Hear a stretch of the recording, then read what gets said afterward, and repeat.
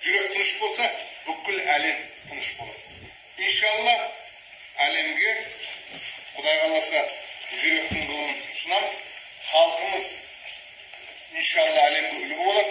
Соның ішінде бірге болыңдар. Екеуіне де бақыт болыңдар.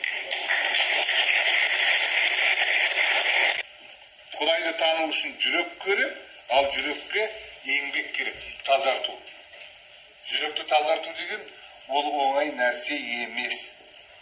Сондықтан Аллаға шүкір, біз қазір әлемге таң қалдырамыз. Мен өткен жолы да айттым ғой дейме. Біз әлемге технология, техниканы ұсынбаймыз. Себебі біздерді о жағынан Европа 100 жылға артқа тастап кетті. Бірақ біз әлемге жүректің ғылымын ұсынамыз.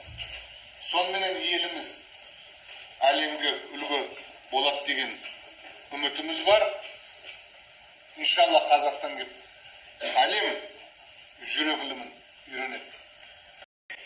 Енді қазір мысал үшін бізде суицид деген нәрселер бар. Осы қаншама мектеп жасындағы балалар, тіпті кейбір қарттар өзін өзі асып өлтіреді. Бұны қазір ешқандай психолог бәрі бастарын қатырып таба алмай отыр. Не себеп деген? Кімде-кім өзін таныса дейді, жаратқан егесінде таниды дейді. Адам баласы өзін таныса, сосын кейін жаңағы қандай күштермен күресуге болады, қандай күштермен керісінше оны күшейтуге болады, соны біледі. Соған қарай жұмыс жасайды. Сендермен де жүргенмін, әр тесікке кіргенмін. Жәдігөй арам сайтаным, сырыңды түгел білгенмін.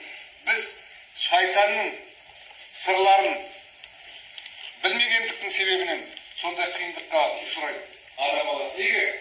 Адам баласы өзіне қол жұмсағанның нәтижесінде имансыз кетеді. Құдайдың ғазап қаһарына ұшырайды. Оны шайтан жақсы біледі, сосын соны адамға жасатады. Адам баласы өзіне өзі неге жан сақтау міндетті түрде парыз,